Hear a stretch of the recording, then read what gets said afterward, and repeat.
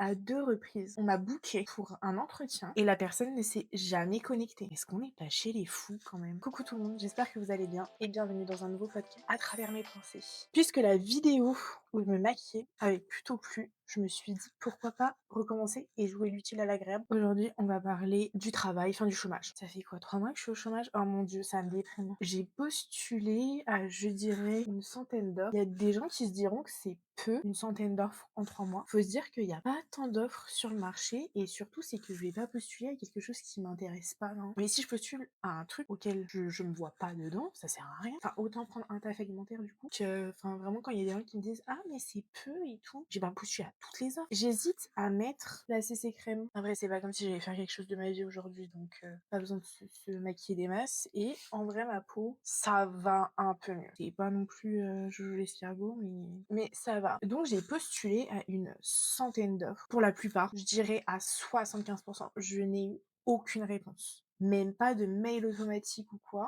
Je trouve ça vraiment dégueulasse. Parce que, surtout, c'est que la plupart du temps, moi, je fais des candidatures personnalisées. Et je me dis, mais même pas une petite réponse automatique, là, les gars. Après, je pense que j'ai vraiment, en réponse, j'ai que du négatif. Et à 2 reprises, on m'a booké pour un entretien et la personne ne s'est jamais connectée. C'est-à-dire que je postule à une offre. La personne me dit que mon profil correspond à l'offre, que c'est super. La personne me demande mes disponibilités. Je me prépare, je donne de ma personne, je m'organise et tout. Et la personne, littéralement, ne se connecte pas. Est-ce qu'on n'est pas chez les fous quand même? Et sinon, une fois, une RH, pareil, qui me contacte, qui me dit que mon profil est top. Et genre, elle me demande mes disponibilités, machin, main, je lui donne mes disponibilités. Elle m'a jamais répondu. Je vous fais chier ou c'est comment? Enfin, je comprends pas. En fait, j'hésite entre les gens sont des gros cons et n'ont aucun respect pour les gens qui postulent. Je trouve qu'il y a vraiment un monde quand t'es au chômage où les gens ne te respectent pas. Ton temps, il est donné. C'est gratuit et tout. Parce que t'es au chômage, parce que tu travailles pas. T'as pas d'organisation, t'as rien. Je suis un peu débutée, je vous avoue, ces derniers temps. Parce que je me dis que je suis un peu une merde. Alors,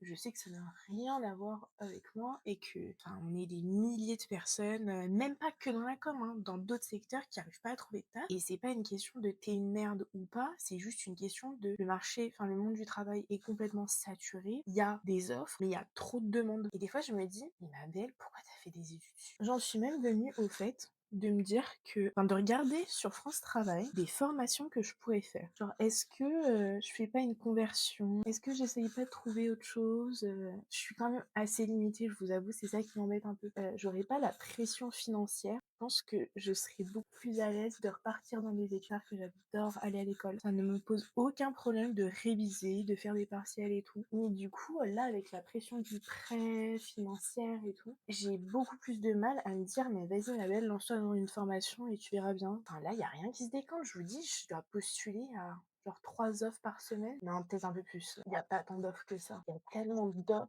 de stages et d'alternance. Genre, vraiment, ça me choque. Alors, c'est vrai que j'ai jamais galéré à trouver de stage, ni même en alternance.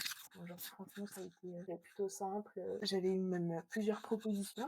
Et alors, je vous avoue que là, enfin, il n'y a pas tant d'offres que ça. Les salaires, genre sur Paname, tu me dis 27K ou 30K. Pardon, mais j'ai fait 5 ans d'études quand même. Enfin, genre, je m'attends pas à un 40K. Enfin, je suis réaliste. Mais à 27K, 30K pour gérer des équipes, pour te taper la pression que t'as en bureau, déjà, ça aussi, c'est vraiment une dinguerie. On te répète toute la vie. On sauve pas des vies, on sauve pas des vies, on sauve pas des vies. T'es en plein rush, t'as plein de trucs à livrer.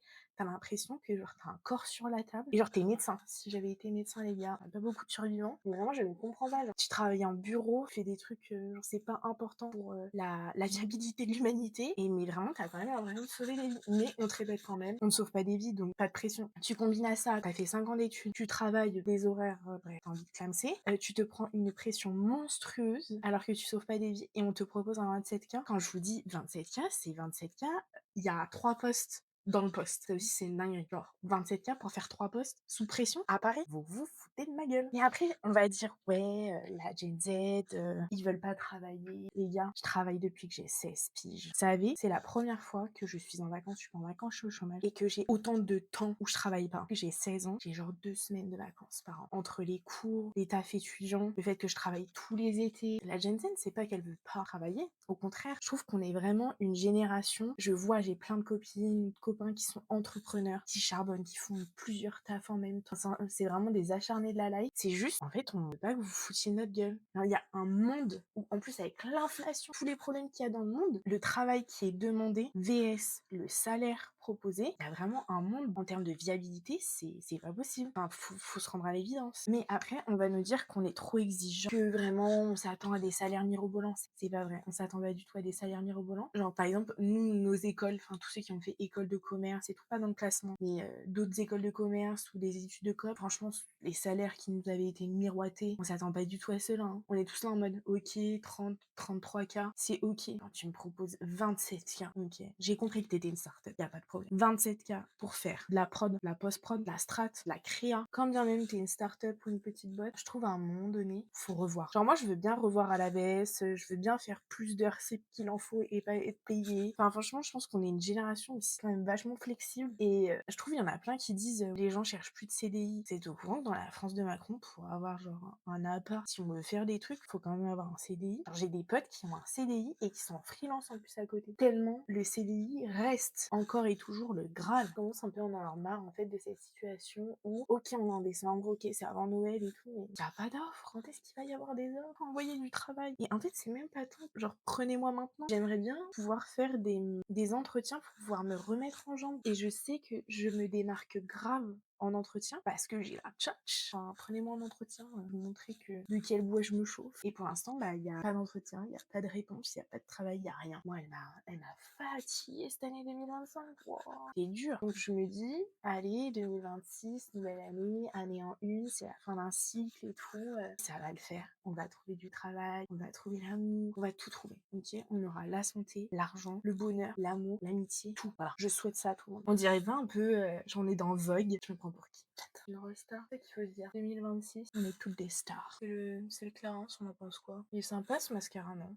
En fait, j'arrive pas à savoir. Je vous ai dit de toute façon dans l'autre, j'avais toujours pas trouvé mon mascara. Est-ce que vous avez des petites recos mascara? Ça serait tip top à partager. Les gens qui sont au chômage, est-ce que vous avez réussi à trouver une routine, un truc qui vous maintient en rythme et qui fait que genre vous vous êtes pas démoralisé, que vous avez pas perdu espoir? Parce que je regarde des petites routines sur TikTok, mais il y en a, vous mentez de ouf, je suis sûre. Ok, on a dit Era Clean Girl. Même moi, hein, quand on regarde mon compte, on peut se dire Era Clean Girl. C'est faux, je crois pas que je ressemble à ça. Mais bref. Mais du coup, ça me déprime de voir ces meufs-là. Parce que je me dis, merde, je suis pas du tout productive. Alors qu'en vrai, je suis pas du tout productive. Les filles, les hommes qui sont au chômage, est-ce que vous avez des rituels, des trucs que vous faites qui font que vous êtes dans un good mood? Et les meufs, les hommes qui se sont sortis du chômage, comment vous avez fait? Est-ce que c'était un coup de chance ou est-ce que vous avez mis des choses en place? Et si vous me dites d'envoyer des messages sur LinkedIn, attention, je vais m'énerver très très vite. Le glam est trop beau. Quand je dois sortir, je fais un autre make-up. Mais sinon, mon make-up de tous les jours, c'est celui-là. Il soleil. Est-ce que je vous sors? Et voilà, le maquillage est terminé. Un podcast qui n'aura encore ni queue ni tête. Faut qu'on pense à 2026. Vraiment, janvier, je sens que c'est notre année à tous. On va réussir, on va avoir un travail. Pour ceux qui veulent avoir un travail, faut y croire là parce que moi je suis en train de désespérer, mais ça va le faire. J'espère que ce podcast slash vidéo, encore make-up, mais tout dans un sac, on mélange un coup et ça donne ça, vous aura plu. Bon début de semaine à vous. Puis on se voit la semaine prochaine si je poste. C'est pas encore. Je suis pas motivée ces temps-ci, donc je sais pas. En tout cas, je vous fais de gros bisous et puis on se revoit vite. Gros besos.